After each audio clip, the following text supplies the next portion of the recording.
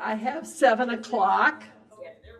I'm going to call the meeting to order. For those of you who don't know me, my name is Marty Sladak. As Secretary of the Board, I'm also President Pro Tem. President Topic told us at least a month ago that he was not going to be able to make this particular meeting. He's out of town on business. So I will be presiding. We'll start with the Pledge of Allegiance. I pledge allegiance to the flag of the United States of America and to the republic for which it stands, one nation, under God, indivisible, with liberty and justice for all. Roll call, please. Trustee Gagani? Here. Trustee Humphreys? Here.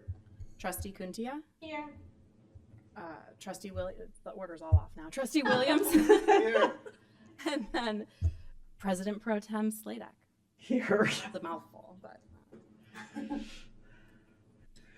Our next item is the consent agenda, which we have all had a chance to look at. That includes the minutes from the last meeting, the minutes from the Committee of the Whole meeting, which was a training and development session for us last month, the May financials, the June invoices, and a proposal from the foundation for a showing of the artworks that the library owns as a fundraiser for the foundation. Those are all on the consent agenda tonight. I don't know if anybody has any comments or questions about it or would like to make a motion on the consent agenda. I'll make a motion to approve the items on the consent agenda as presented. I will second. All in favor? Aye. Aye. Okay, consent agenda is approved. We're at public comment. I'm going to remind you all of the rules for public comment. I don't think we're going to have to worry too much tonight about the 30-minute max for public comments. It's 3 minutes per person, max of 5. So keep it short. Address only the board, not the staff or each other. If you have a group of people that all are in agreement and want to present something, appoint a spokesperson to save us some time. Do we have any comments from our public tonight?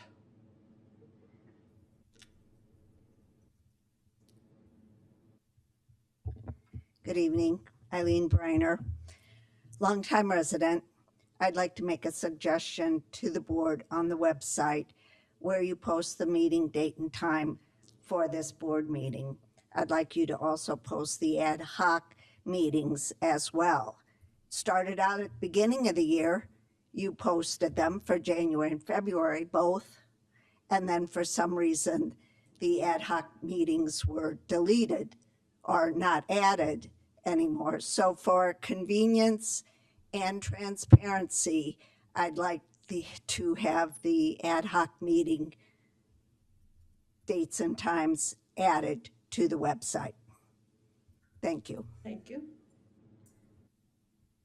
Anything else from our?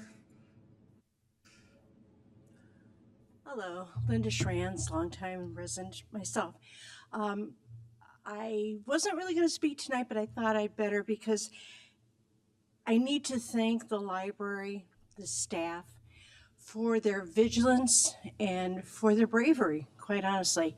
I have an article in front of me here that talks about the time period between June 10th and June 16th of this year in which there were 4 bomb threats to libraries in this country. And to realize that any day this library could also receive a bomb threat and put terror into the hearts of the staff and the people attending the library as well. So again, I just want to thank you. It's important that we be stalwart, and I do really appreciate, again, the bravery of our staff. Thank you. Thank you. Any other public comments?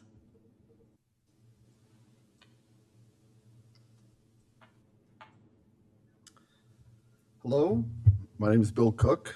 I'm a resident of Downers Grove, enthusiastic supporter of the library, its mission, staff, and the board. I address the board on behalf of the local PFLAG chapters that serve this area. We are a nationwide organization of parents, friends, and allies of the LGBTQIA plus community. Our mission is to support and advocacy for rights and inclusion of the LGBTQIA plus friends and family in all aspects of public life. Our motto is leading with love. A grateful, heartfelt shout out to the library staff and their support of the HQDG's Pride Fest at Fishel Park earlier this month. The turnout for the event was great. We really appreciate the library support for programming in the community and in the library that lets LGBTQIA plus persons of all ages, that sees them and provides resources in safe places. It is so important to those affected, and it is very much appreciated.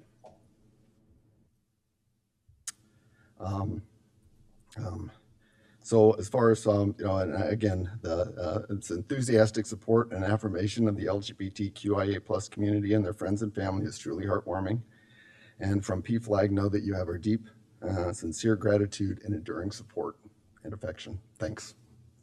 Thank you. Anyone else? Going once, going twice. We'll move on to trustee comments in that case. And since ad hoc committee is actually listed under trustee comments, I'll ask you to start. Sure, happy to do so. I have some general remarks, but I'll start with the ad hoc committee meetings. We held meetings on May 29th and June 5th.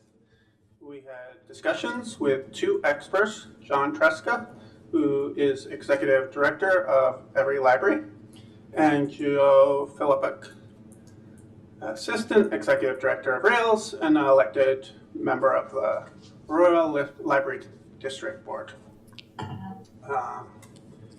I'll briefly highlight some things we learned from the discussion with those two experts. Start with John. He discussed whether a library board is elected or appointed and noted that it's not critical, that distinction, to the board's effectiveness, and that training and support structures are paramount. He drew a distinction between elected boards, which have direct authority over the tax levy, and appointed boards, which have an advisory role. So that sort of distinction between tax and advisory functions were a key theme. And then he noted that boards experience challenges regardless of their selection process. He observed that trustees are accountable through their relationships with their colleagues, their oath of office, and codes of conduct. And that's true regardless of whether elected or appointed. And then finally, when Commissioner Tully asked, what should we be asking? John replied that we should be asking whether there is a problem to be solved. And what is that problem that we're trying to solve? And the answer as to whether a structural change to the library may depend upon what problem is being solved. So for example, it could be quality of candidates. That could require a different approach to the selection process, but not a structural change in elected versus appointed. The capabilities of incumbents, you could have additional training, but a new governance structure is needed if it's essential to the library for it to function. That was his perspective. I'll move on to Joe. Joe spoke at length about board representation, qualifications, and motivations for joining an elected versus appointed board. Aurora's public library became less diverse through the elected process, so they moved from appointed to elected after the whole Aurora model thing. Now they have no Latinos or Latinx, whatever you want to refer to these people as, serving on the board now, despite the fact that Aurora is a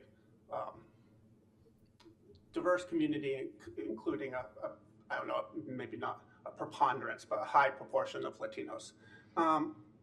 And then he also noted, and this is kind of interesting, that there has been an infusion of youth since the Aurora Public Library has been elected body. So young people have decided to run. Joe believes that board diversity is important to ensure equitable policies are adopted. And so when you think about elected versus appointed and whether you will achieve representation, he thinks it's important to also consider whether that's going to serve the community in an equitable way. Joe said that in an ideal world, elected officials are accountable to taxpayers. However, he noted there are real world reasons why such accountability may not exist and gave several examples. The majority of elections are uncontested, so there's no choice. That doesn't create accountability.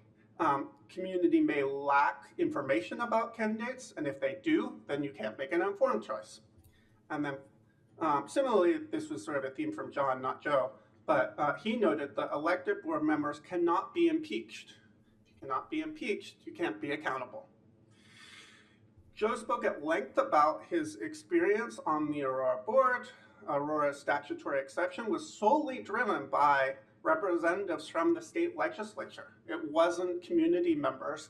It wasn't the library. It wasn't the public officials at the village level. It was state legislatures that were trying to interfere in local governance. There was no outreach to the city or the library board. The city officials opposed it. And then Aurora ultimately did decide to become a district library, have elections, and that was partly because it was an underfunded library at the time of the conversion. And it allowed for a significant budget increase from 10 million to 17 to 18 million. And so what their objective was controlling the library's tax levy. That was the primary reason for the conversion. It had nothing to do with appointed versus elected. Finally, Joe said that he would not advise a library to switch to a district library just because of a desire for an elected board. Obviously, that's one person's opinion, but that was his.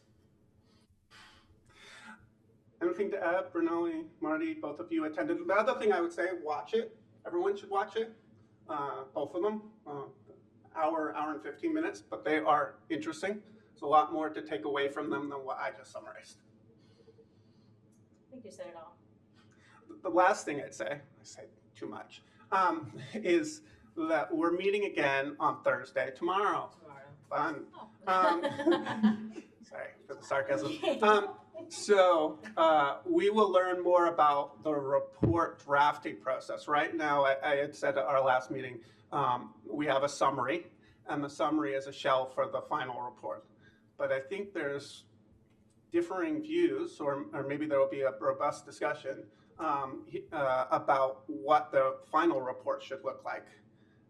However, we do have a clear directive from the council through the resolution, or what Commissioner Tully, Chair Tully is calling the charter, and that says we should weigh the pros and cons. We identify the pros and cons of each structure.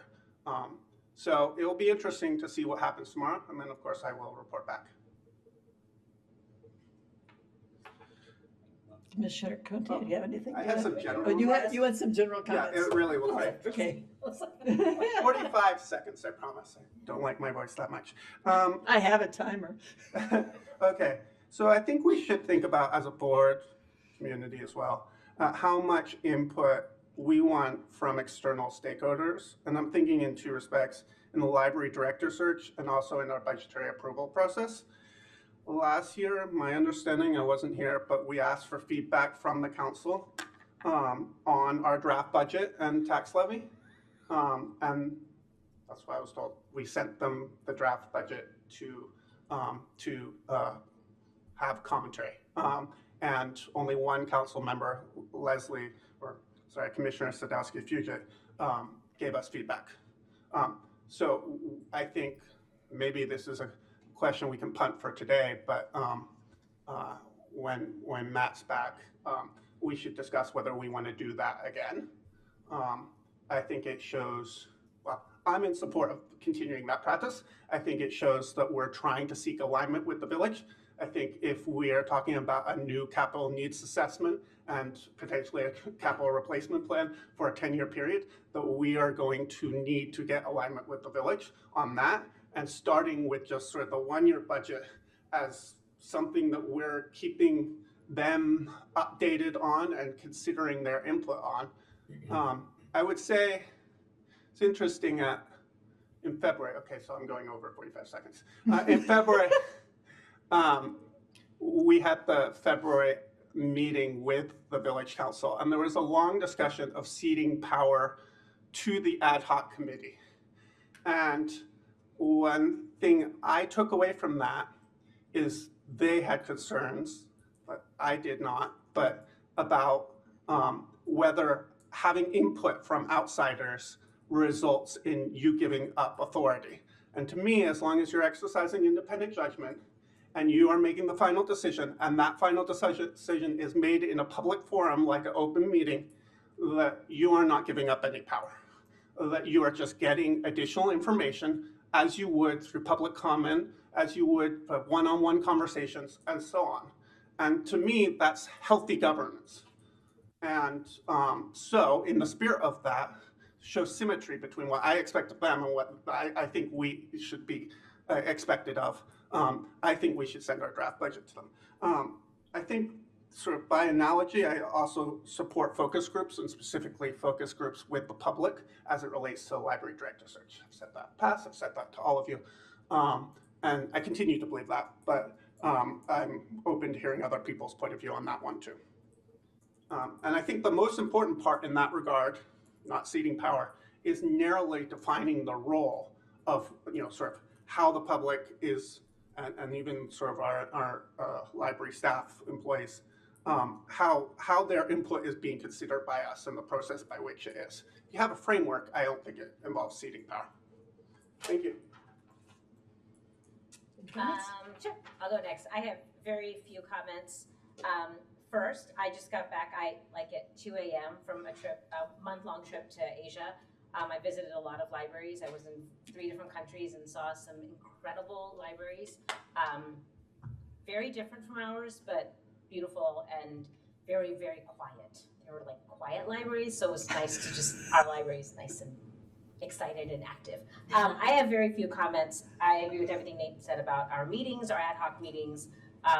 If you're interested, please go watch the videos. The experts were incredible and a wealth of knowledge about libraries and Illinois and everything. I only have one really thing to say. Shout out to the ATS department. 2 things that are near and dear to my heart is that dementia and teens. My father has dementia, and when I read the staff members attending meetings with dementia-friendly other Downers Grove community organizations, it really spoke to my heart because I know my father feels really lonely a lot and no one understands him, and he gets frustrated, and it really warmed my heart to see what was going on. And then the teens, the teen programming highlights. I think there was a teen outreach program with over 700 teens, and as a mom of 2 teens, that really spoke to me as well. So that's my shout out to department this month. So thank you.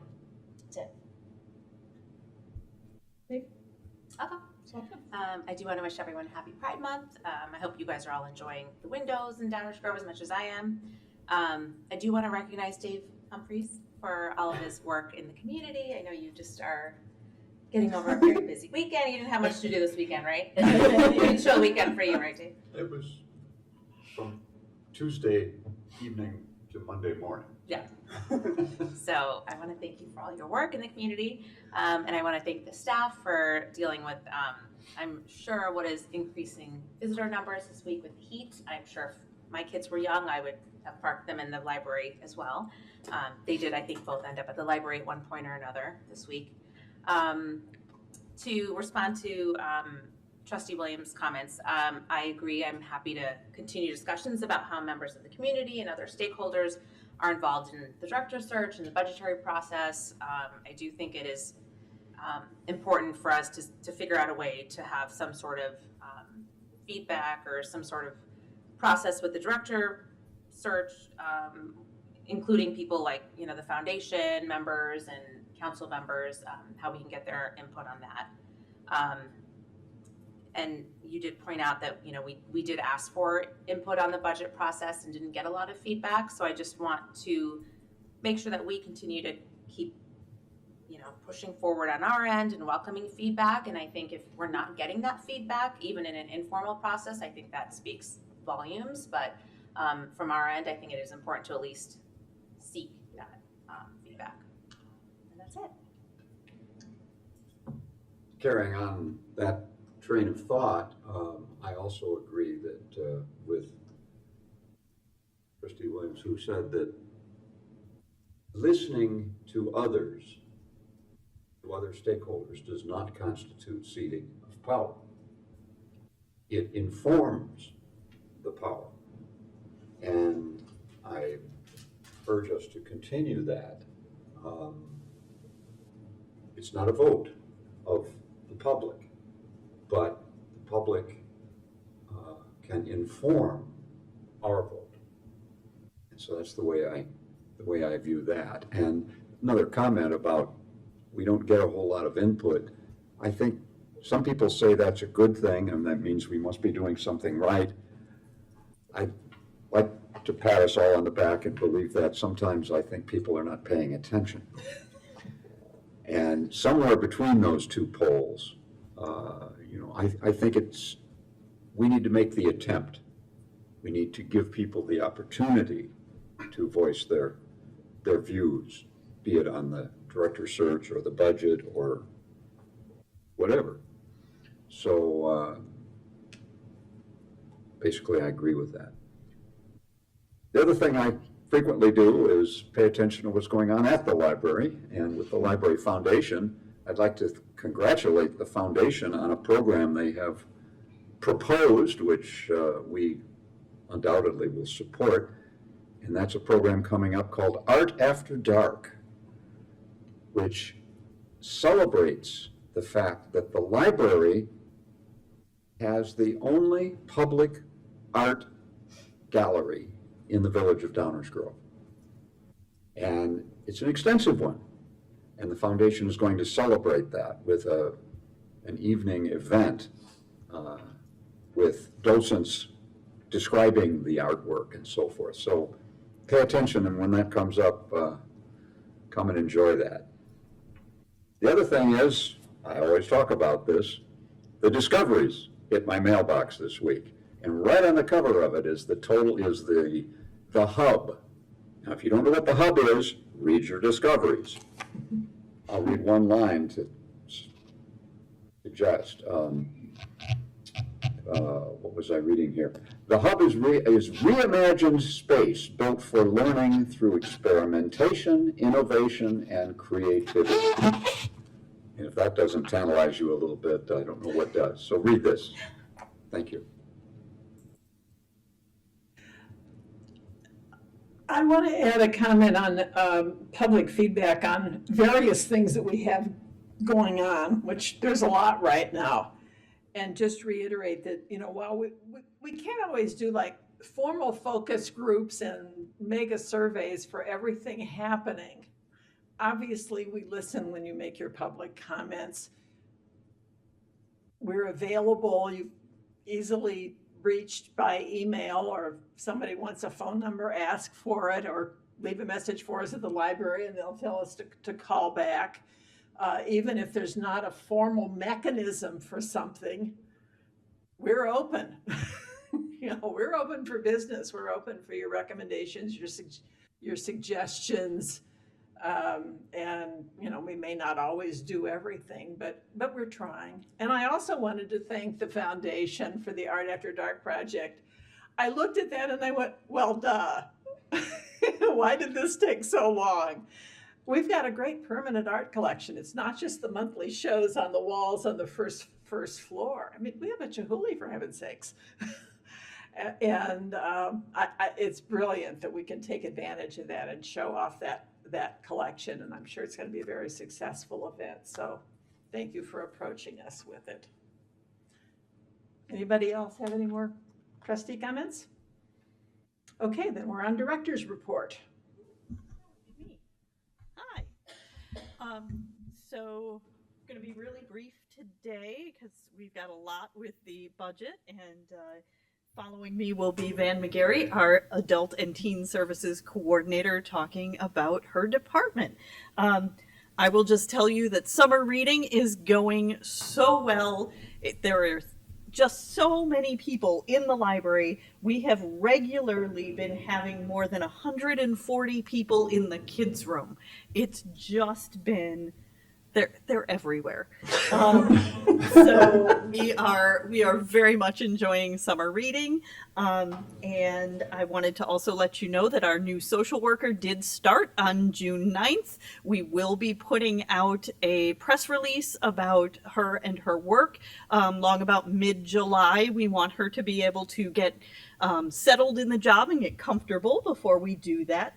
And then you may have also seen in my report the bad news about the library's telephone system, that the manufacturer of that system is going bankrupt, completely out of business. There will be no support for that system anymore within the next 6 months or so.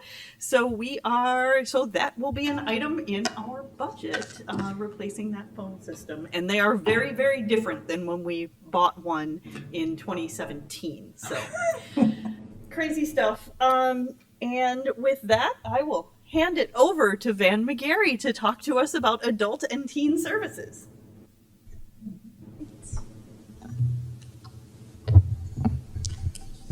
Hello and good evening. My name is Van McGarry, and I have the wonderful privilege of being the Manager of Adult and Teen Services, also known as ATS. I've been with the library since 2018, and I thank you so much for this opportunity to be here tonight to represent and share about our department. ATS is the second largest department at the library after circulation services and consists of 17 total staff members, including myself, along with the assistant manager, adult program coordinator, teen program coordinator, teen outreach coordinator, social worker, and 11 other amazing librarians and library assistants. We also receive wonderful support from our substitutes, student workers from Midwestern University, volunteers, and currently one social work intern from Aurora University. Last month, you heard from Allison Rennell, Manager of Children's Services, with whom we work very closely and mirror many of our procedures. And as you know, the Kids Room does a fantastic job introducing infants and toddlers and young children to libraries. In ATS, we continue promoting that lifelong learning as those kids become teens and then adults. And of course, we also welcome folks who discover libraries later in life. And no matter what stage of life someone is in ATS, we strive to offer something for everyone. And we do so in a variety of ways that I'll break down via our 4 strategic focus areas: access, programs and services, turning inward, and turning outward. Taking a look at access, it probably comes as no surprise that at the very top of our library services section in our policy manual is access to library materials. ATS staff work hard to provide a diverse collection that meets the informational, educational, cultural, and recreational needs of the community by reviewing items for selection to add to the collection, as well as for repair, replacement, updating, or withdrawal from the collection. We continuously look at trending titles such as popular book club books, well-reviewed materials, buzzy new debuts, as well as sequels, exciting adaptations, and more. Each month, we run multiple reports and use data to help guide our ordering, including materials with lots of holds, items that have been damaged, lost, or missing, and items with holds that we do not own, and much more. To give you an idea of our collection sizes, ATS materials comprise about 63% of the library's physical collections, and of that, nearly 17,000 physical items were newly added last year. Adult and teen materials also make up about 75% of the library's digital collections. Library staff continuously reevaluate our collections to improve accessibility. For example, last year, working with the Access Services team, we recatalogued our very large cookbook collection and also recently recatalogued our music CD collection and English language learning materials with more user-friendly call numbers to improve findability and browsability. We also shift or move materials around, such as relocating the World Languages collection to be more visible, rearranging our nonfiction materials to bring our biography, essays, plays, and poetry collections to the very front of nonfiction, raising all materials off of the bottom shelves, with the exception of oversized items, and reorganizing our teen shelving and collections to better define the teen central space.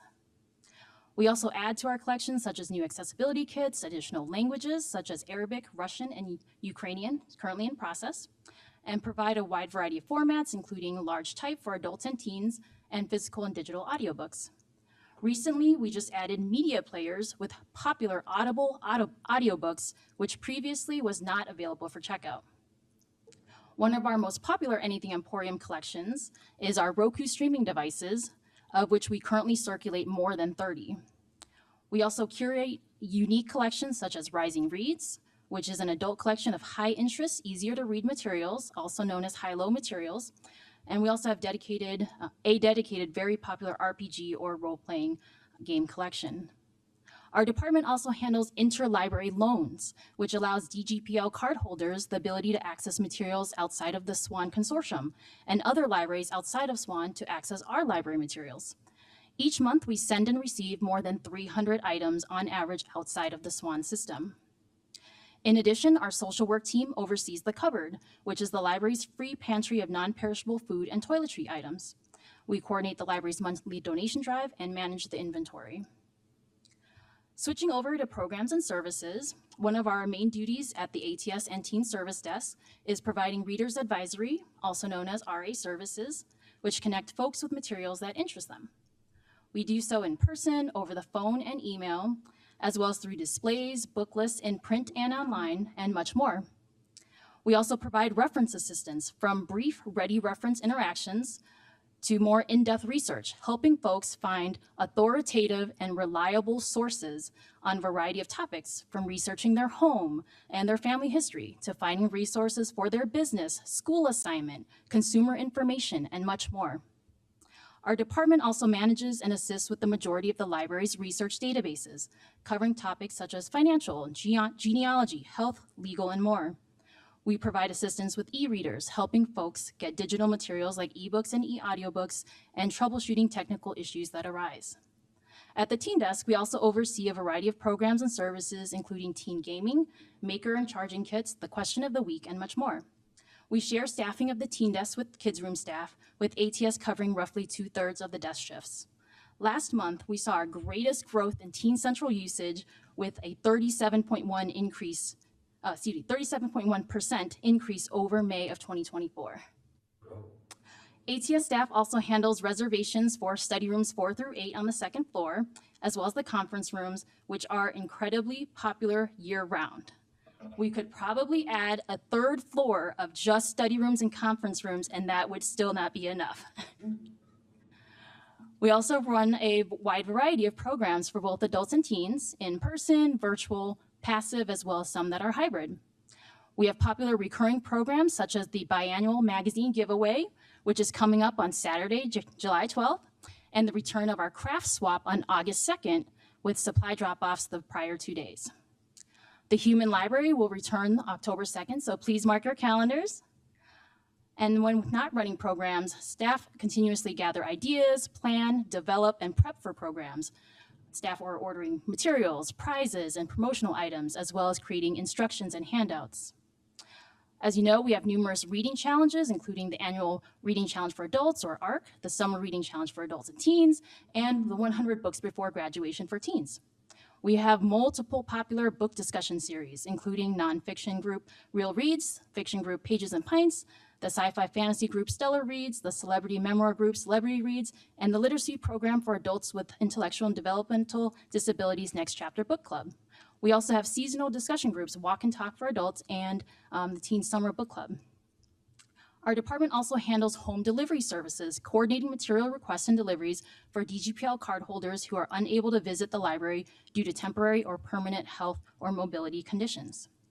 ATS also coordinates book club services, coordinating book club requests for not just the library's discussion groups, but also for the community.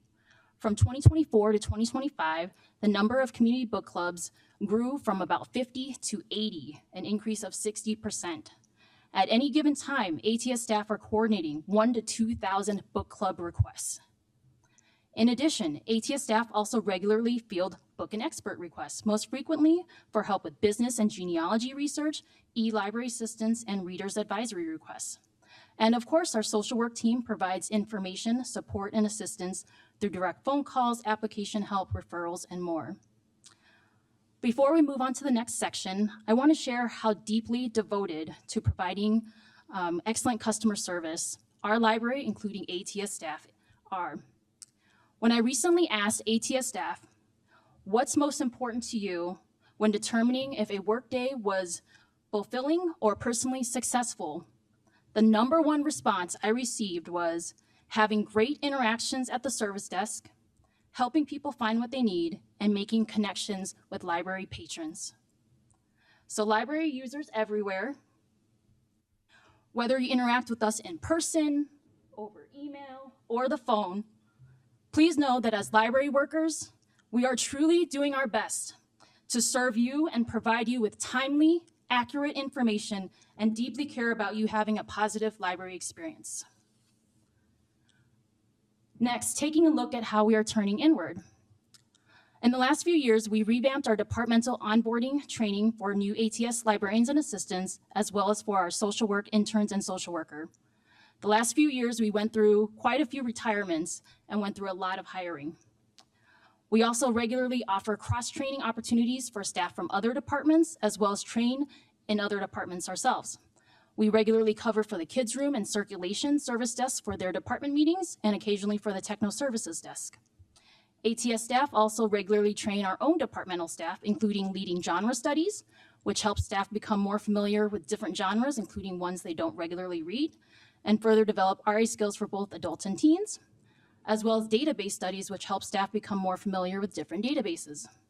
Our teen librarians also regularly present mini teen talks for the department, providing not only updates on teen services, but also guidance on how to better interact with and provide readers advisory to teens. Furthermore, ATS staff continuously pursue professional development opportunities, attending as well as presenting at conferences such as ILA, PLA, and ALA. Now moving on to how we turn outward. In addition to helping with library-wide outreach events, we also conduct regular outreach to adults and teens in the community.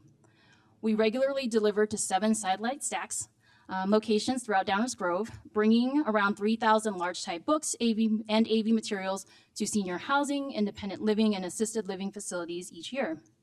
We also regularly visit local middle schools and high schools, attend business outreach events, and hold off-site programs with partners like the Downers Grove Township and Youth Outlook.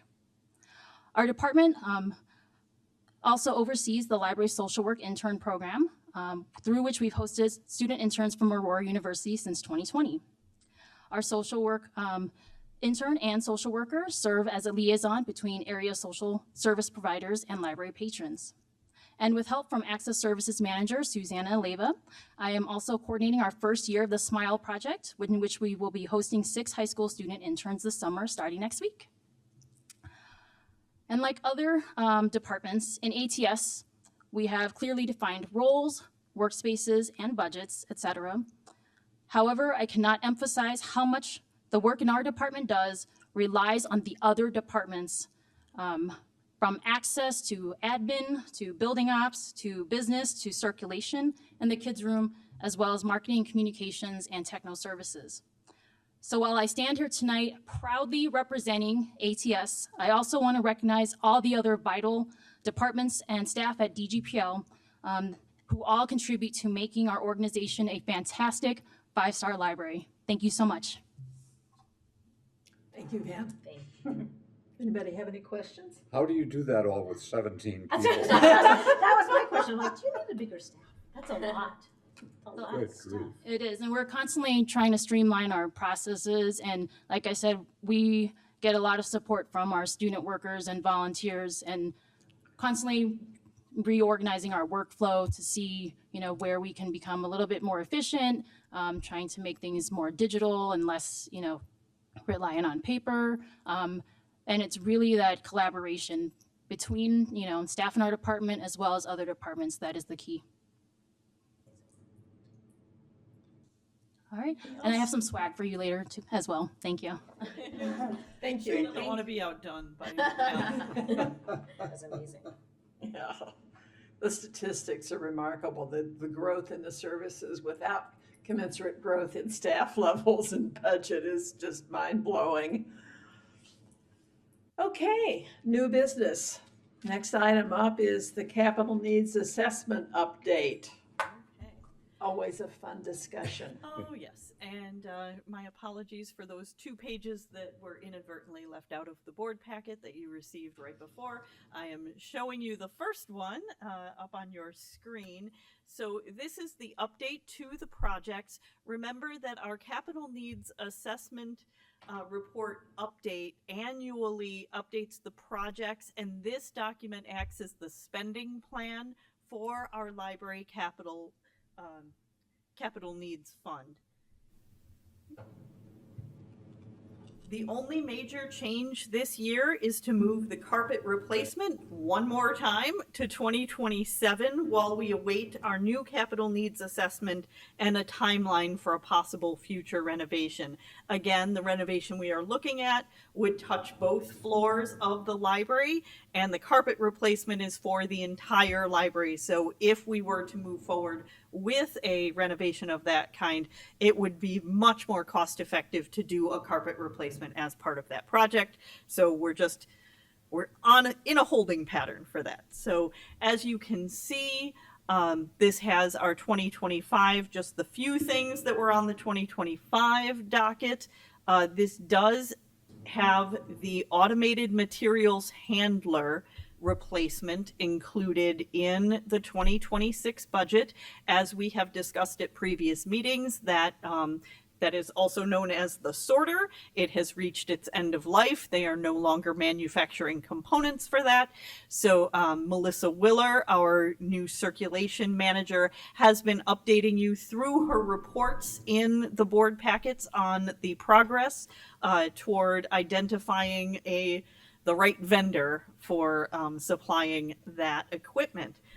Also in this is the continued consulting work with us to work on that possible renovation project. So that would be architect and financial planning consultants.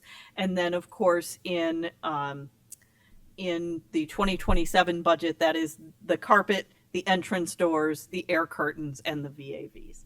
So then we did also update the estimated balance. Now this is actually affected, and we will talk about this in the regular budget process, but as you can see here, I am recommending at this time a reduced transfer in 2025, 2026, and 2027 that would allow us to do all of the projects on that 10 years of capital need. So this includes that number that you're seeing there includes both a $120,000 transfer and the estimated interest payment to that fund. What else did I want to say? It is important to note that this does not require us to make any transfers. The transfers are actually made individually. You vote to approve them each year. We have voted in some years to approve that transfer in June or July. We have waited as late as the November board meeting to make those transfers. And again, we can wait and see how we're doing as we get a little closer to the end of 2025 on this. But again, as we go into the budget and levy part, we'll be talking about the fund balance strategy that the library has employed for the last 7 years to fund the library capital replacement fund and how we are coming to the end of that. Do you have any questions for me? I have a question. When you have something unexpected come up, like replacing the entire telecommunication system, is that actually an equipment budget thing, or does that go into capital? Because it's a major expense. It's a major expense, but it's a very different expense today than it was when we did it in 2017. When we did it in 2017, it was all upfront cost for the equipment, and the equipment was housed in the library, and it included all the phones and everything, and there was a very small annual maintenance fee. since that time. Now, there is a small cost for the equipment that is in the library, which is actually just telephones. There is no big box on the wall anymore, even though it was still a voice over IP system. So now it is that small upfront cost, but it becomes a monthly cost because it's software as a service now is the model that is used for telephone equipment. And so that is all in the operating budget. It is not included in this capital replacement plan at this time. Thank you. So just for clarification on the capital placement fund, I'm looking at like the ending balance in 2027. Mm-hmm. Now, don't we usually need like that capital reserve for like the boiler, So it is important to remember that we are currently going through our capital needs assessment update. And so we will later in a month or two, or maybe 3, we're not really sure right now, be receiving that report and be able to look at that time at what we will need going forward. As part of the financial management plan, to look at that capital needs and the possibility of a renovation in the future, those two documents will go together to the financial consultant, and then you all will discuss with them what your timing expectations, what are your target amounts, that sort of thing. Okay. Okay. Anybody else have any questions on that? Okay. I just, going back a few years before we did it this way, before we had, if anybody lives in a condo, this is like a reserve fund. You put money in every year, and as your capital equipment needs to be replaced, hopefully you have enough in that fund to do it. It means we don't have to continue going back to our stakeholders and say we need a special referendum to buy a new sorter or a new phone system or a new roof. We put some into that fund every year so that when we need it, it's there. Well, that works for a while. And we need to reevaluate that and make sure that there's a sustainable plan in place, and we'll be doing that a little later this year. But it's a 10-year plan, probably. It sounds like we don't need to do anything with this right this minute, except for approving basically the basic spending page. plan. Yes. Yeah. This page. This year's plan. That says, okay, in 2026, that's what we're planning to spend, and in 2027, this is our general plan for it. Once we get the new capital needs assessment, there will be a whole new set of data to work with. Well, so we can continue the discussion, I'll move that we approve the projected capital needs assessment report I'll second. As presented. I'll second. Now we can talk about Any other comments or questions on it? I have none at this point. Well, then I'll call for a vote on the motion to accept the 2026 update capital needs assessment report. Roll call. Trustee Gagani, Yes. Trustee Humphries, Yes. Trustee Kuntia, Yes. Trustee Williams, Yes. President Pro Tem Sladak. Yes. Okay, this is the real fun one now. We start talking about the 2026 budget and the levy. All right. Yes. All right. So we're going to start today with some of you who've been around for a while have seen this presentation before. So I did this a couple of years ago and a couple of years before that, I believe. So this is about the property tax process, how the levy that our Board of Trustees approves becomes a line on your tax bill. And all of the factors that affect that process. And most of this information is excerpted from various Illinois Department of Revenue publications. And I have updated some of the numbers with our latest. So what is property tax? Property taxes are ad valorem taxes, meaning they're based on the value of property. And in Illinois, since the 1970s, only real property, which is land and improvements like buildings, are taxed.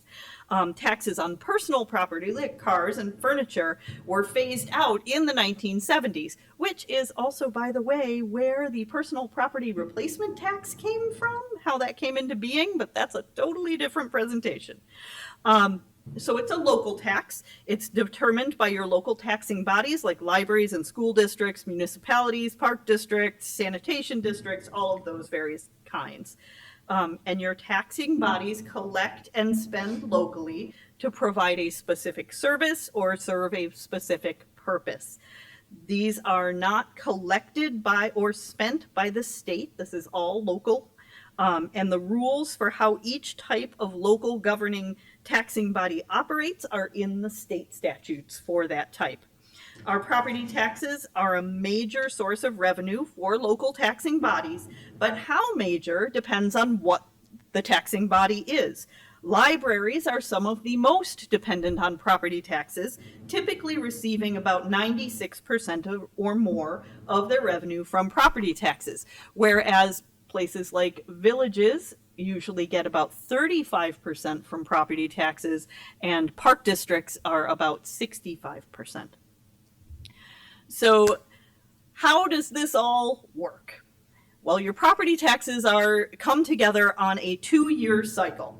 That's why you pay your property taxes in arrears, by the way. So 2025 property taxes are actually billed in 2026 and fund our 2026 fiscal year.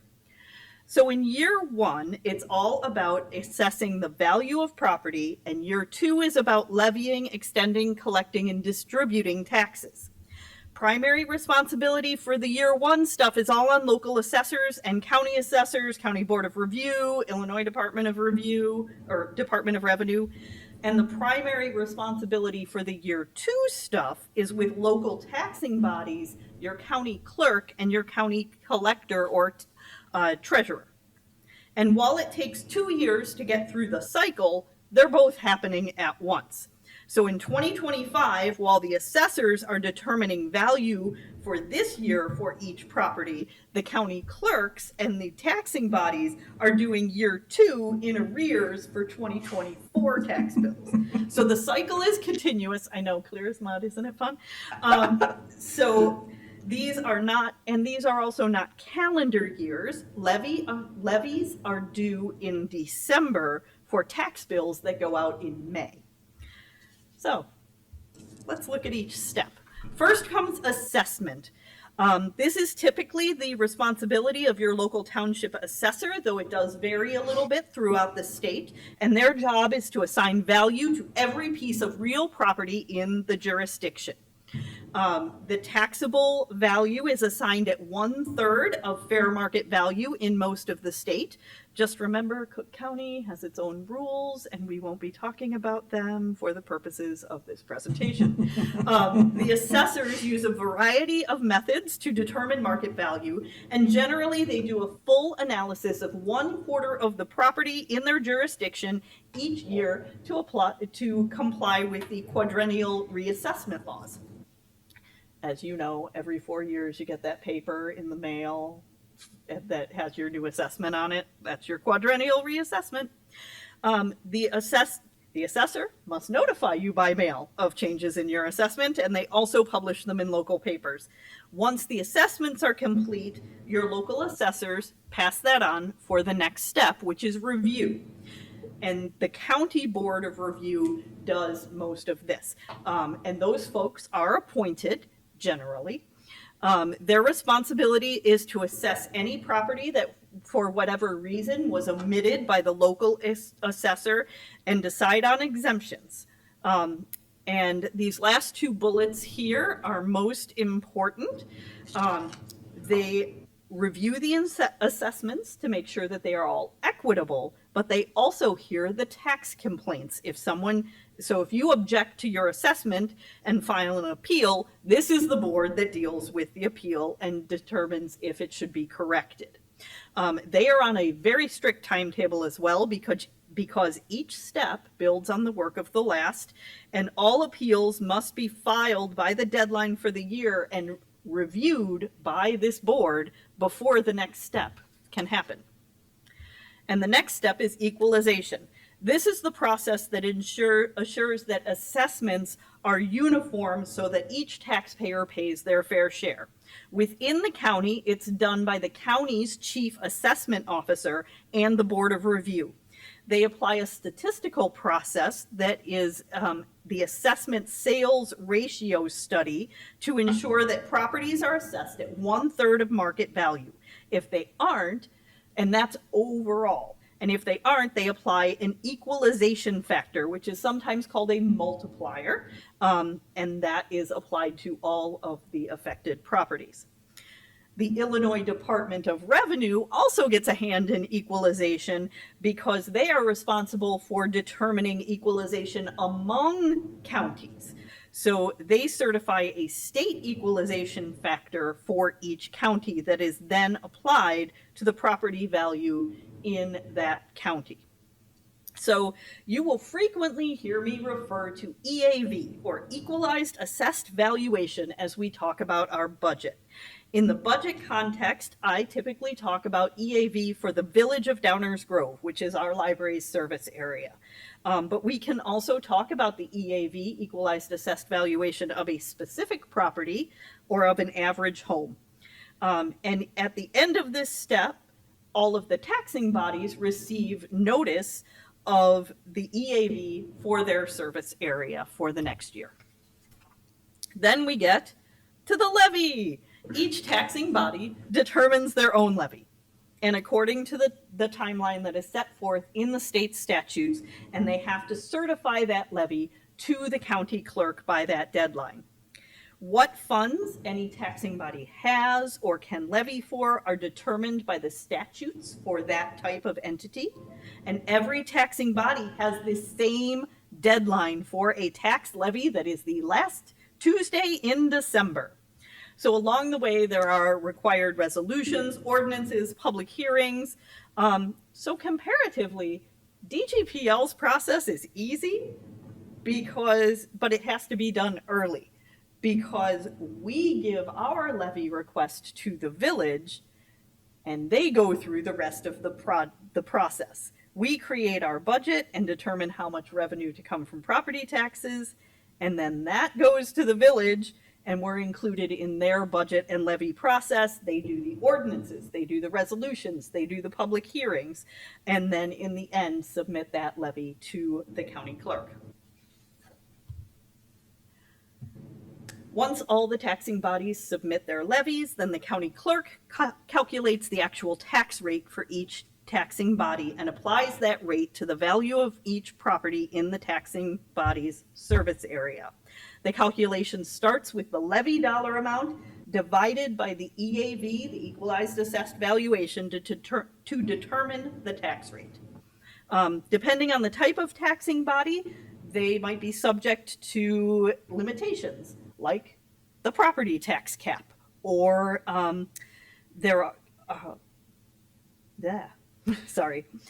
but there can also be statutory maximum rates for some taxing bodies. The county clerk's office is responsible for keeping track of all limitations and reducing your tax levy reducing a taxing body's tax levy according to whatever limitations that body is subject to. Under the tax cap, this is where calculations get a little complicated. The Village of Downers Grove, and therefore the library, are exempt from the tax cap as a home rule unit of government, so we don't have to worry about that. But for those under the tax cap, there is a little more complicated calculation because new property is exempt from the tax cap. So once tax rates are calculated, they go to your county collector or your county treasurer, depending on where you're at. And these folks are the ones who prepare your tax bill, record your payments, and keep track of delinquencies.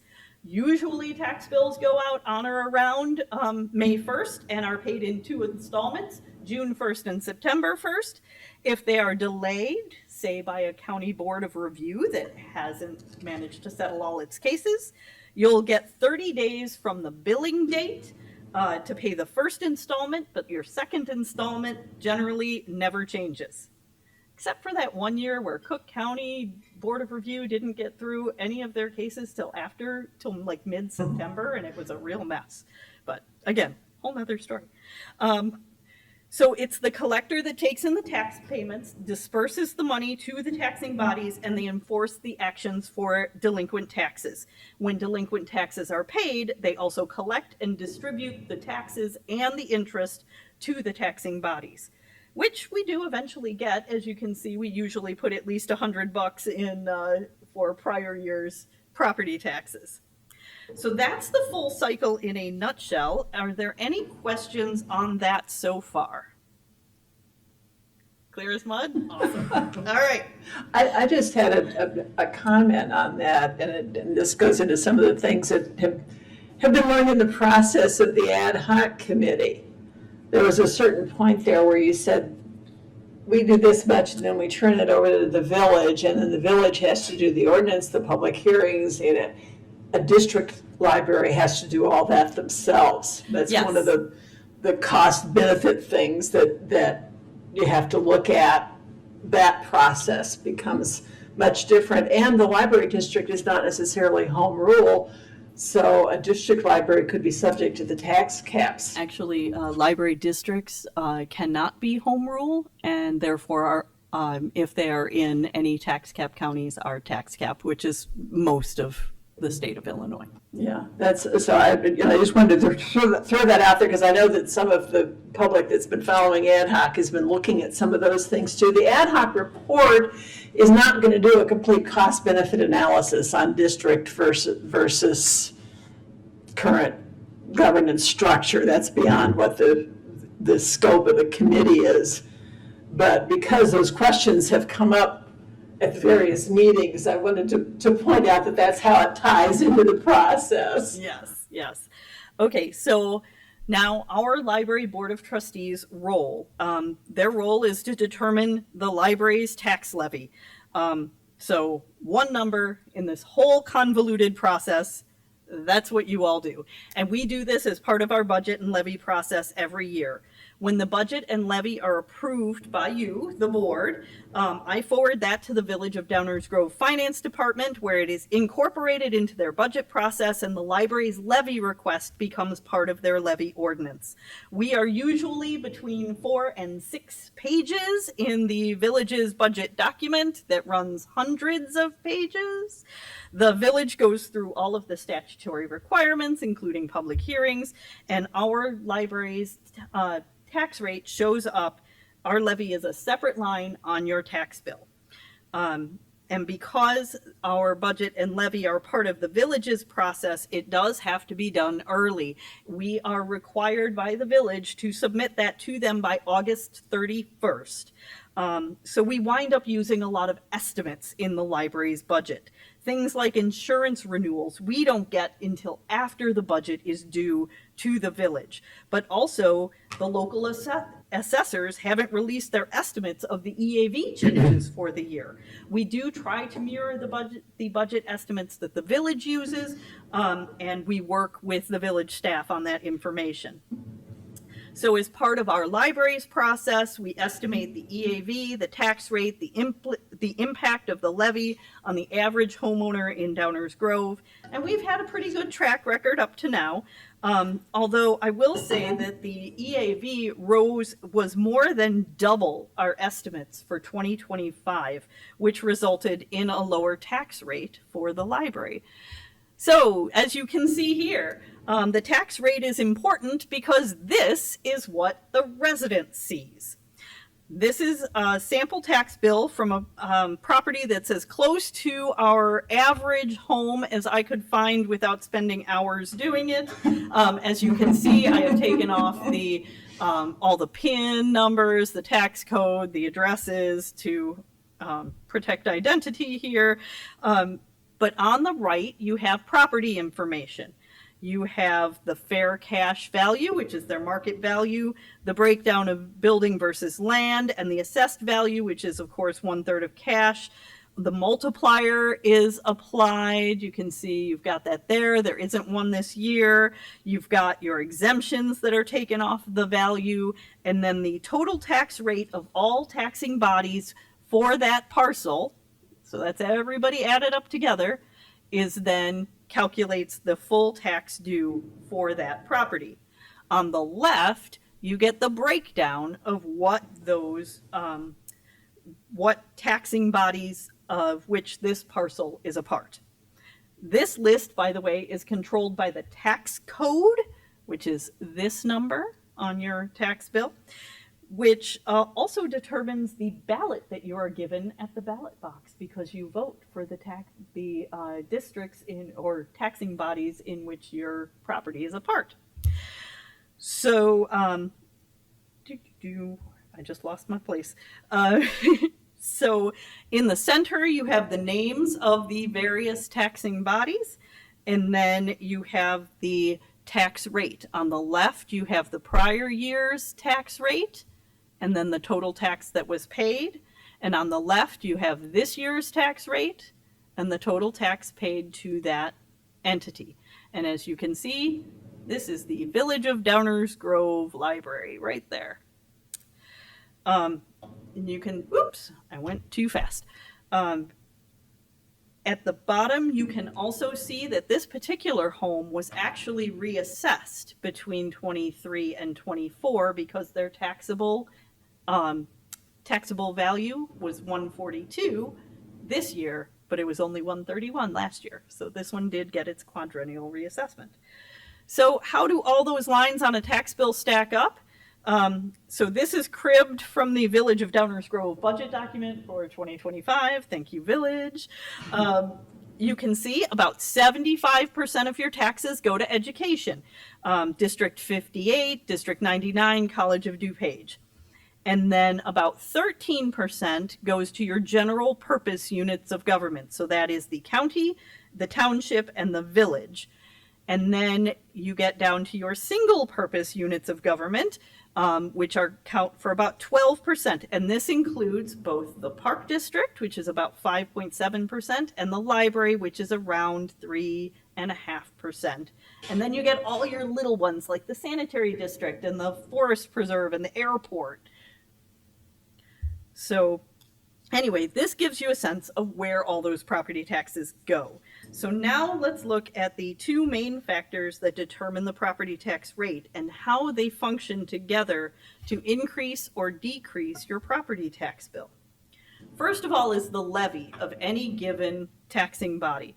This is the part that the village, that our library board has control over, their levy. In these two scenarios, it shows the tax levy at two different levels, a 1% increase and a 6% increase. Please, it is also important to note that your tax rate is expressed in mills, which means per $100 of valuation. So when you do the calculation, there are two zeros after the decimal that get dropped when you express your tax rate. So these are both calculated at the same 4% EAV. We have used actually a 4% EAV rate an EAV increase in the last couple of years, up until this year when we had that big unexpected increase.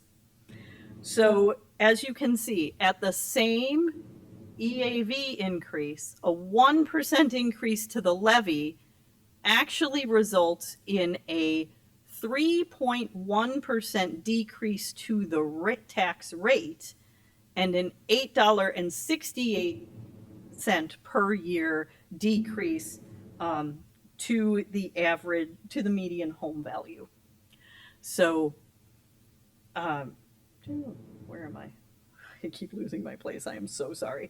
And then with a 6% increase, that would increase the library's tax rate by 1.61%, or about 4.38 cents per year, $4.38 per year.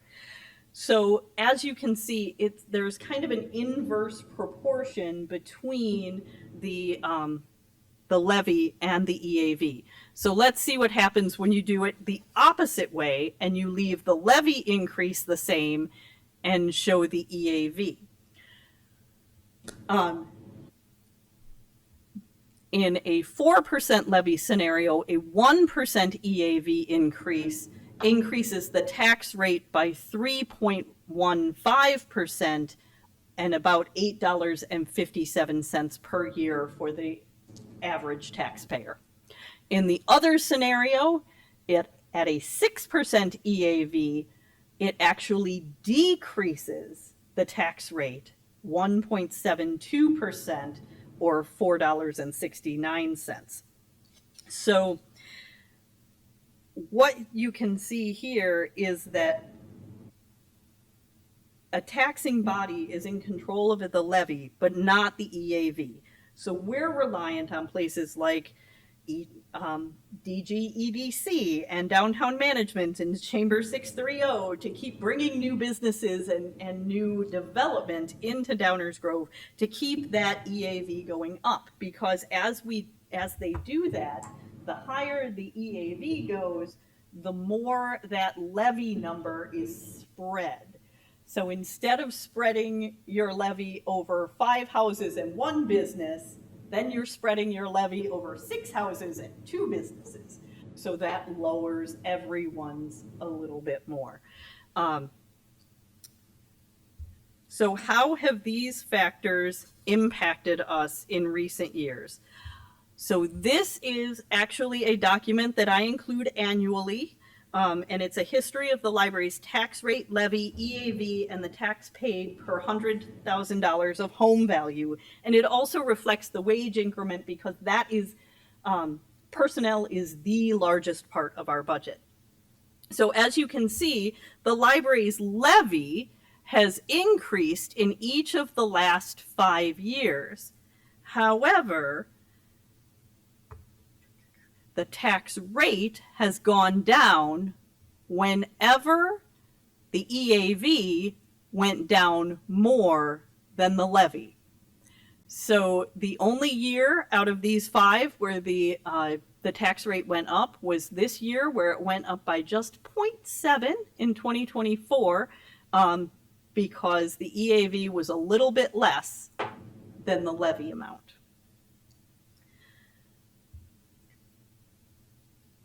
So again, remember, these are done by calendar years, so that's actually 2024 taxes funding the 2025 budget. I know, clear as mud. And as you can see, in 2025, we had that very large EAV increase, which was unexpected to us, that when we did a 4% levy increase, we still had a decrease in the tax rate of 3.7%. And so our tax rate dropped from 0.2016 to 0.1942. And so that is actually, in 2025, that's 19 cents, just over 19 cents per $100 of home value. That's how they're expressed in mills.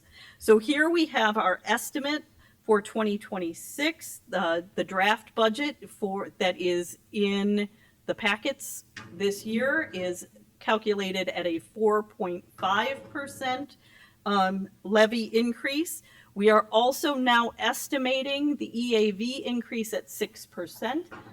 We did receive advice from the village on that, and they do believe that that is the estimate they will be using as well.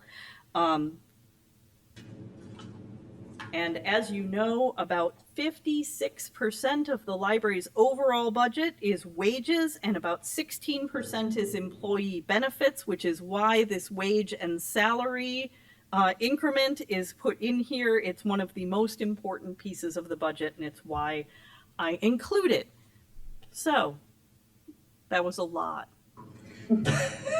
Anybody else? Anybody have any questions? Comments? I think it's always interesting to look at the process and how we get to what's on your tax bill from what this board actually does. Thank you for updating all of us on that. I hadn't gone through that entire presentation It's like a before, and 101. it's really helpful to see how it ties into the whole rest of the county process. Yeah, and that it is such a huge and convoluted process to which we supply a single number. Yeah, this is not your average grocery budget. No. So Well- from there, we can jump into the regular budget stuff. But Dave has a question. Yeah, David. No, I didn't have a question, I had a comment that it shows that if people like the Economic Development Commission and the downtown management people and so forth increase the business, the corporate or Yeah. taxpayers, instead of the residential taxpayers, in other words, if you get more homes built and you get your EAV increased that way, you also get more business for the library, which raises the library's costs. Yeah. If you increase the business, you bring in more corporations and the opposite ends of the village, you still increase the library business a little bit, but not as much. And so that's why the work of the Economic Development Commission and the Downtown Management Corporation and so forth is so important to homeowners. Absolutely. All right. So from there, Just one other comment too. As we enter into a search for a new director, it isn't about selecting books. That is really a tiny piece of what the director does. This is a major, major amount of the time and effort year-round for the director of a library this size is the whole public finance thing. So it gets much more complicated than, what your average resident that says, oh, you're hiring a new librarian. Yeah, sort of, kind of. Thank you, Julie. yes,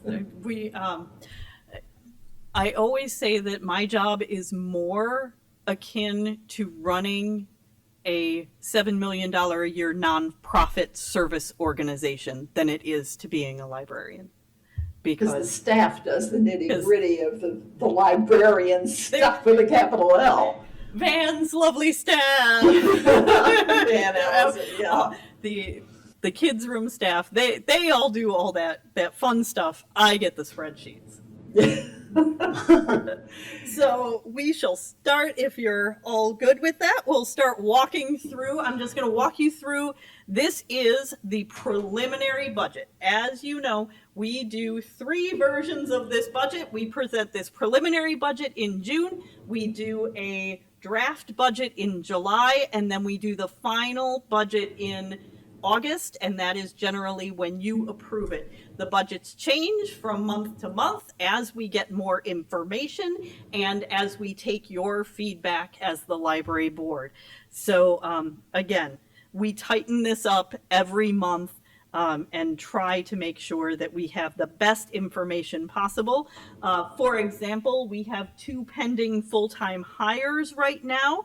We have budgeted both of those at full family health insurance because that is a $20,000 swing per employee if they decide to have family health insurance instead of employee only. And so that is a large factor in our budget. And as we go, we will also see the estimates of what our expenses will be for 2025. We will continue to tighten those up so that we know better what our fund balance may be at the end of 2025. Because again, we're looking to get to an operating ending balance that meets our finance policy. And this doesn't quite make it yet. And so We are hoping to be able to tighten this budget up as we get closer. Another example is that we will hear from our Lyra Insurance Cooperative that does property and liability insurance for the library. We will get that number in early July. And, why are you not going? Okay, fine, I'll do it by hand. All right, the next page, page 50, if you're following along on the packet at home, shows our revenues. Again, our revenues are 96% property tax funded, so there is very little. If you watched the recent village board meeting where they were talking about their long-range plan and how to fund things, they actually had 7 options up on their whiteboard about ways they could fund their plan. Well, we got 1. So there it is. Unfortunately for us, there is an anticipated reduction in the personal property replacement tax. Feel free to go on the Department of Revenue's website and look up the personal property replacement tax for Illinois. You will learn all sorts of interesting things. There is also a fact sheet from the Illinois Municipal League in the board that is linked through the board packet that talks about how the state has regularly been taking money out of the PPRT fund, and that has severely reduced what our local governments are receiving. I think that's all I'm going to say about that. Well, it's very significant if you look. I mean, it's less than half what it was. Yep. So that's fun. Okay, so this is our simplified expenditure sheet. This one shows that this is all of our personnel lines. So as you can see, salaries all the way through dental insurance. We have had some major changes in moving people from salaried non-exempt or part-time up to salary exempt. But overall, we have had a number of retirements and attrition that has helped us keep this overall personnel line to a 2.6% increase, but that is while we are giving a 4% increase to current staff. So I think there's a good balance there. And of the $131,000 that is, or $32,000 increase to personnel cost, $20,000 or 9.9% of that is our IMRF pension obligations. The village also talks about their pension obligations a lot. And then again, down here in health insurance, again, as I said, a single employee changing their benefits election from a single employee to a family employee swings this 20 grand for us. So, and that is something over which we have no control. We are participants in the village's health insurance program, and we also provide benefits at the same levels that the village does. So we pay the same percent of the employee-employer contribution. We do exactly what the village does. And so then getting us to the non-personnel side, we are at a 3.5% increase, but this is driven largely by the new phone system, the new copier and printer lease, which took some money out of the supplies budget and put it toward the rentals budget. But unfortunately, our commodities prices are also rising quickly. So we really didn't get to see a 1-for-1 on that like we had hoped. The total, the other things that are big here is this one, intangible assets. That is software. That includes a new scheduling software as well as the board documents software that you all have reviewed that we will be implementing later this year. That does help us get to full ADA web compliance with board documents. So we are planning to utilize that tool. Overall, again, personnel is most of our budget. So even with a 3.5% increase on the non-personnel side, the total budget increase proposed is 2.9%. This does include all of our, so far as we've gotten through the draft of our 2026 strategic work plan items. And then the following page, page 53, that is actually just the capital replacement fund. As you can see, we've got that preliminary number for 2026 already plugged in here. We are not looking at actually spending anywhere near as much as we thought we would in 2025, so yay us. That should help us on the capital needs part. Pages 54 through 63 in the budget, in the packet, are actually the detail of the budget by department. So if you're ever interested in what each department is spending, you can go find that there. Now we get to our property tax rate. So this breaks down the estimates that we're using. Here you see that 6% increase estimated for the EAV.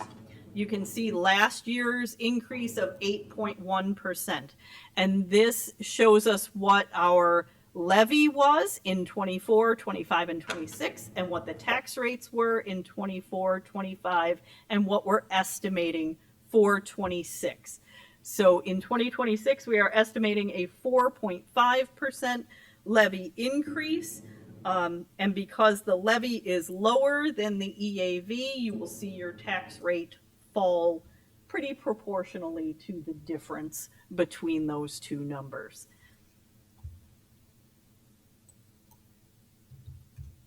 And then on page 65, this is our new median home value in Downers, by the way, $439,000. It's so different than seeing those 3. Yeah, there's lots of, yeah, when you go by a third, you wind up with a lot of threes. Sorry. But our estimate for 2026 is that a home of the median home value would be about $267.84, which would actually be a decrease of $4.69 if your home was not reassessed this year. And then per $100,000 of home value, we like to do this because that way you can do your simple math and try to estimate what it might be for your own home. Per $100,000 of home value, that was estimated at $63.62, which would take off about $1.11 per $100,000 of home value. So really, yeah, really kind of keeping that as flat as we can. And again, this is that rate, levy, and EAV history that I showed earlier as well. As you can see, our tax rate, 4 out of the last 5 years, our tax rate has fallen. This would make it 5 out of 6 years.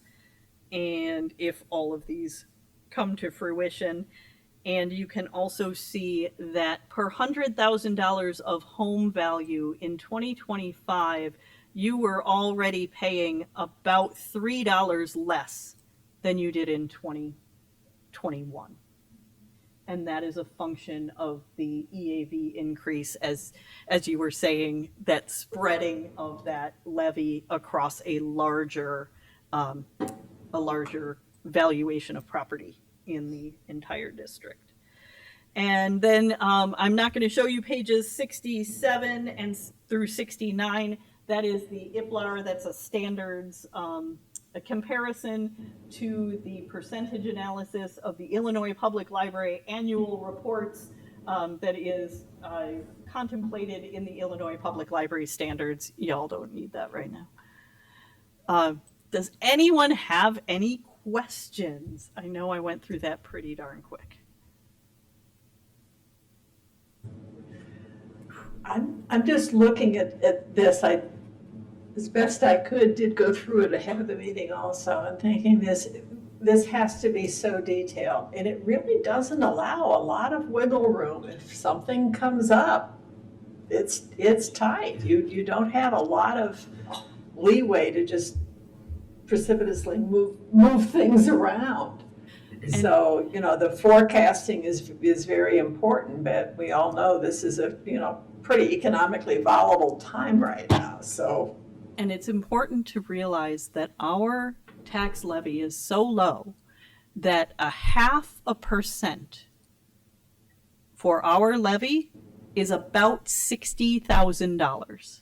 That's 0.5%. So $60,000 over all of the property value in Downers Grove. And by comparison, what we would have to cut in the budget to cut $60,000, we could cut the Discovery's newsletter for the entire year for about $60,000. Nope. No. We could cut all. Everything to say, They just everything. vetoed that. We could cut all paid library programs for about $60,000. So just so you know, the only thing that, because about 70% of our cost is personnel costs, the only way to really move the needle on this budget is personnel. And moving personnel directly affects service. Mm-hmm. And so if we're going to cut anything significant out of our budget, we have to cut people, and that cuts service. And as we heard from Van, there are 17 people in the Adult and Teen Services Department, and they are doing, 37% more business in the teen department this year than they were last year. Yep.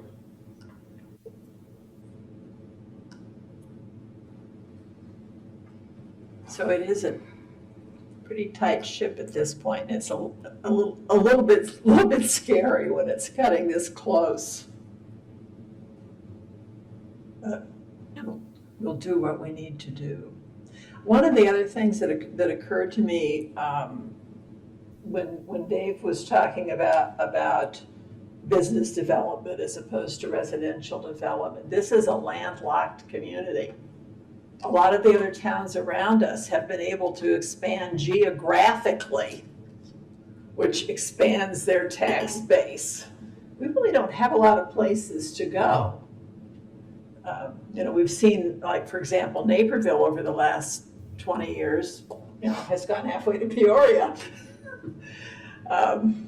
We don't have that luxury. We're an old community that's already pretty much surrounded by other villages and towns. There are, a few unincorporated areas, but probably not enough that would make a significant difference. So that gets back to that whole economic development thing too. Yeah. And the other reason that you don't see a lot of residential expansion, there's nowhere to expand it to. Yes.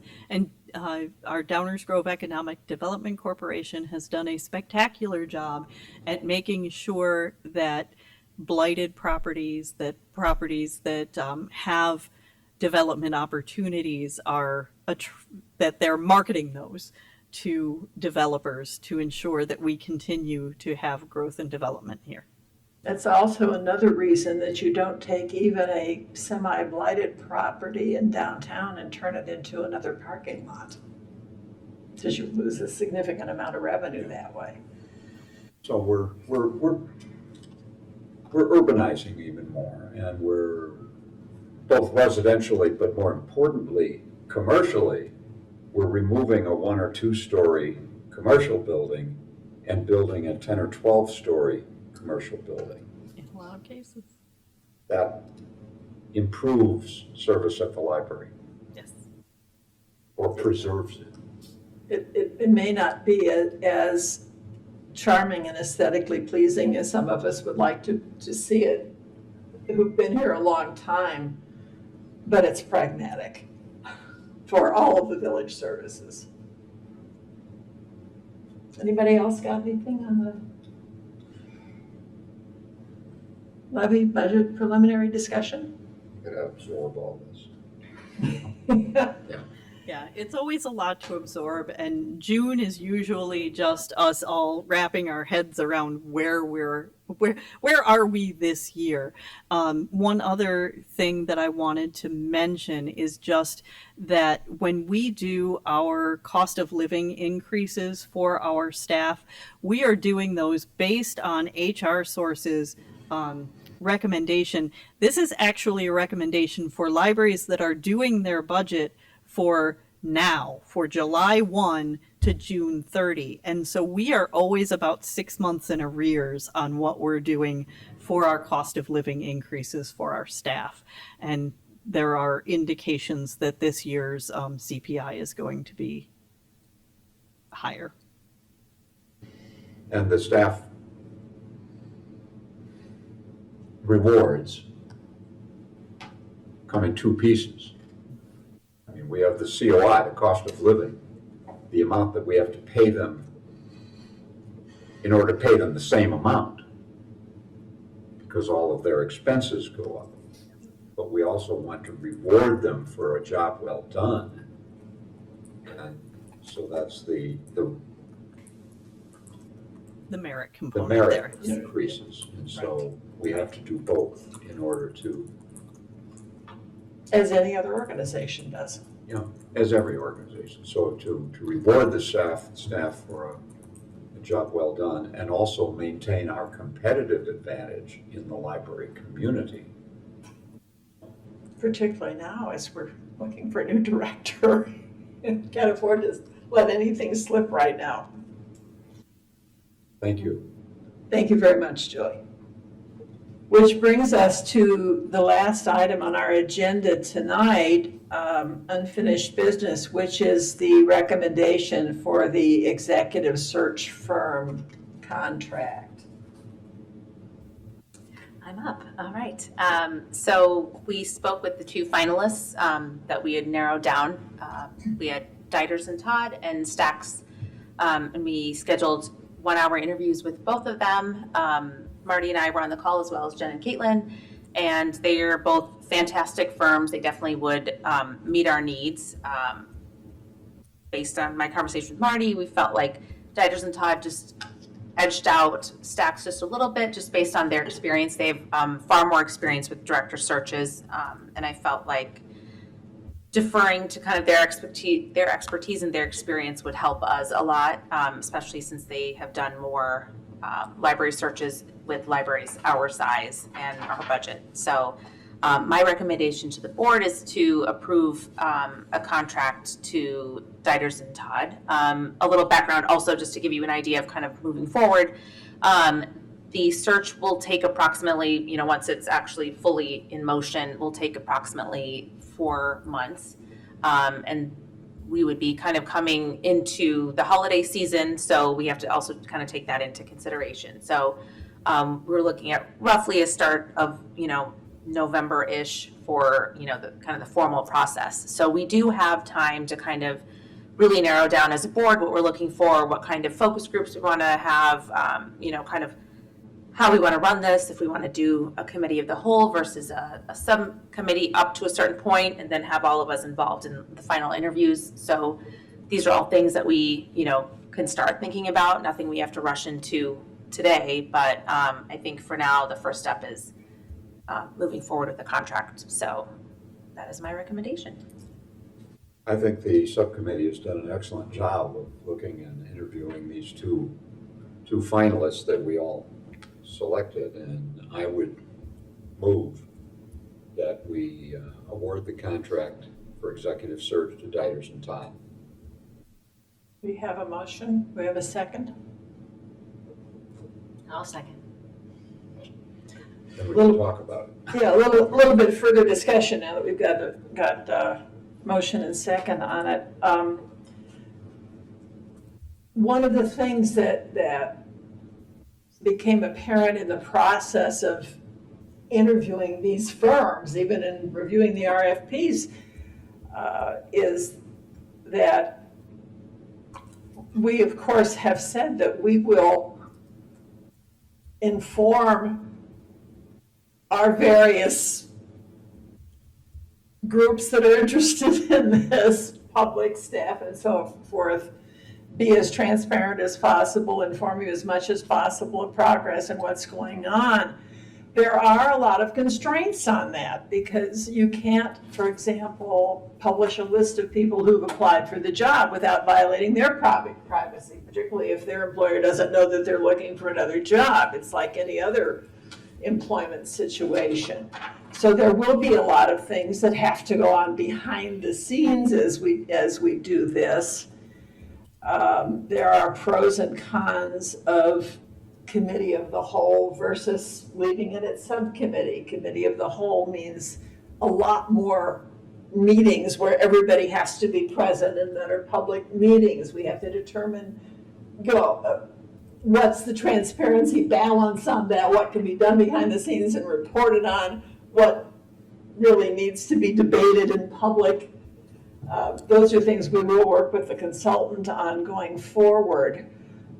The first thing you do with any executive search, of course, is you look at what's the job, you look at the job description and so forth and make sure that's up to date. Diners and Todd seems to have a really good foundation as far as their networks are concerned for getting the word out. Stax is a terrific firm. They do a lot more consulting. They haven't done quite as much of the executive search kind of thing. You weigh a lot of pros and cons on it. But we did feel after both of the interviews and Swapton and I talking that they're going to be able to hit the ground running a little bit better with us and give us some more really substantive guidance to get this process moving. And that's why we made this recommendation.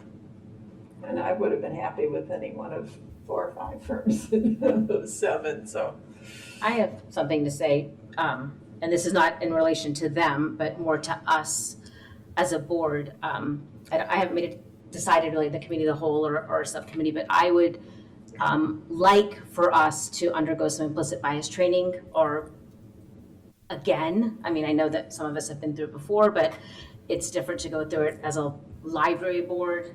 And so I would like us to do some kind of training or remembering implicit bias kind of stuff before we go into this hiring process, and keeping with our equity strategic plan. It's important. So I just would like to be able to, I want to throw that out there. One of the things that we talked to both of these firms about was how do you expand your outreach in a world that has tended to be fairly homogenous. Yeah, I'm not talking about them, I'm talking about us. Yeah, so no, I think it's really important that we as a board, because before we start interviewing people, we need to do that. What they do is a different process. What we do is important. So I just want to put that out there. That's a very good point. Yeah, so I agree with Bernali on that, Ms. Price. And secondly, I want to emphasize I very much trust the two of you. That's why we assigned you with this task. And so I trust your judgment on this too. I had one observation upon reading the RFP responses, which I shared in the past, which is that I thought one of the advantages of Stax was their approach was very flexible. That's how I interpreted their materials. And that one of the potential downsides to D&T, that's what I'm going to call them, at least it's not Dungeons and Dragons. It is that they're so established that they have their process, and it potentially could be rigid. So I'm wondering, in the interview process, did you get a sense of that they would be resistant to sort of more customized input that's tailored to our needs? Or did you get a sense that they understood that, each search is a unique thing? I didn't get a sense of resistance. I did get there were a couple of things that we asked them about that they gave us some reality checks on, which because of the level of experience that they have with these kind of things. And they actually had built a lot more into their proposal in terms of various pieces of it and what it would cost us and so forth. Stax was certainly willing to add things on and do what we needed for them to do. But I'm not sure that their level of experience, given the timing that we need to deal with, would have allowed enough time for them to really flex their building process at this point. I think and to kind of piggyback off that, I think the perspective that I took away was, I do think that D&T has more of a structured process, and I think it's more detailed, and I think it's based on probably them having more experience, that they've whittled it down to a lot more of a, concrete steps. And I think the opposite was that Stax was, probably more like, well, whatever you guys want, and, however you want to do it, which I appreciate, but at the same time, I'm hesitant to kind of feel like as a board, we're taking on building a process with them, if that makes sense. And I kind of erred on the side of, I would prefer, and I was leaning towards the firm that had the more established process. That being said, I didn't get the impression that they were resistant to anything. They did, they did have opinions on, do we do focus groups? Do you work with, public focus groups? But I think ultimately it is our, we do have a say in, like, maybe this isn't what you usually do, but this is how we would like to do it. I think they were responsive to that. Okay, We also asked that's helpful. the firms, and tell us about some of your screw ups. What have you learned along the way that you messed up on?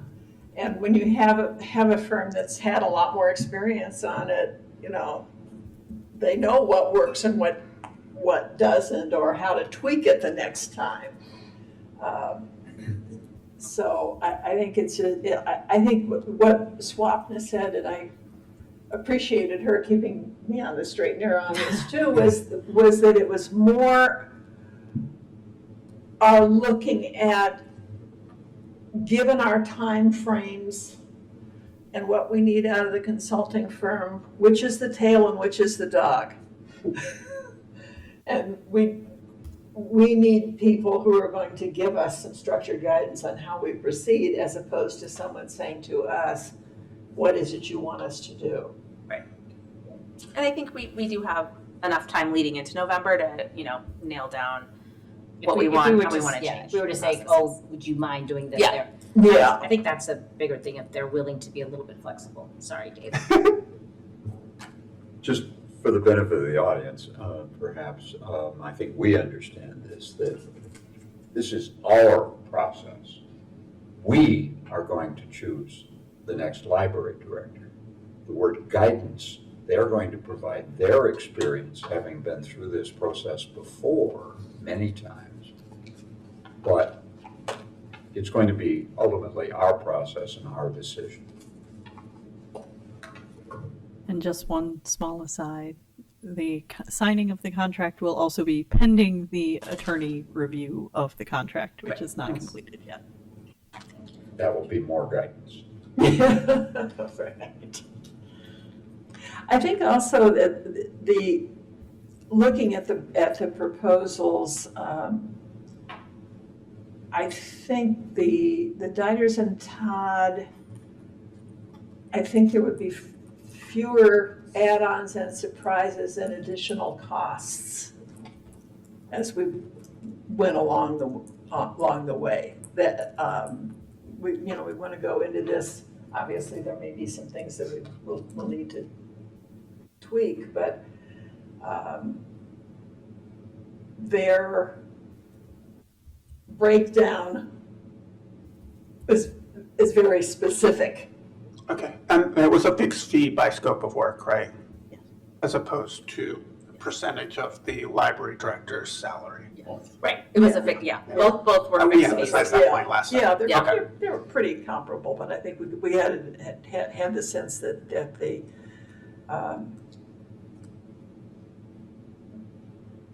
there would be perhaps more availability, you know, as things come up, more flexibility Okay. to just, you know, sometimes you have There- something that you need to have thrown in that maybe you don't even want to get charged for, but you need something, and they're used to that. Okay. But this consulting business is a side job, but weren't they active librarians? Mhm. Okay, but they have All of them capacity? are. All of them are. All of them are, okay. I couldn't do two jobs at once. You already are. They don't pay me for this one. Okay, we still have a motion on the table as to whether to accept the, at least contingent amount of attorney approval, the Diders and Todd contract. I guess we have to amend the motion to include that it's contingent on attorney approval. So amended. Thank you. I'm ready to take a vote. Sure. Do we vote? Sure. Okay. Trustee Gagani, Yes. Trustee Humphries, Yes. Trustee Kuntia, Yes. Trustee Sladak. Yes. Oh, I messed up. Trustee Williams. Yes. All right, we hit almost 9 o'clock. Caitlin's expiring. I wanted to add one more real quick thing. Just for the record, we don't do proxy votes here when somebody is absent, but I did get an email from President Topic this morning saying that he's in agreement with all the proposals that were put forth on the agenda tonight. So just so everyone knows where he stands, were he to have been here to vote. Anybody else got anything? No, but did you vote? I did vote. Okay. Yeah. Oh, I had one last thing to say, just sorry about this. I meant to say it earlier and I forgot. I used to be on the foundation board and it was like 850 years ago. But 10 years ago on the foundation board, what's happening now was our dream. And we were like, oh, we'll never get there. It seemed impossible to be able to do this many events and this much stuff and to be so active in the community. So shout out to the foundation, because when I was in the foundation board, we were like, oh, we got a piece of art. We were excited about that. So I forgot to say it earlier. Now I got a whole show. Now we got a whole show. Amen. Okay, we are at the end of the agenda. Can I have a motion to adjourn? I'll make a motion to adjourn. I'll second. All in favor? Aye. Aye. Meeting's adjourned. Thank you all.